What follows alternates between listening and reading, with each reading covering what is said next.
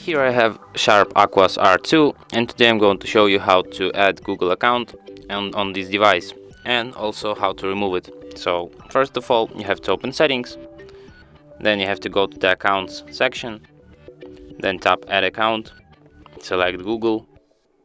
Of course you will need internet connection for this. Next, what you have to do is to enter your email or phone number here. Tap next. Next you have to enter your password and tap next. Next you have to agree with Google's terms of service and privacy policy. And for the last thing, tap accept here, and account will be added. If you want to delete account, just select it here and tap remove account. And that's it.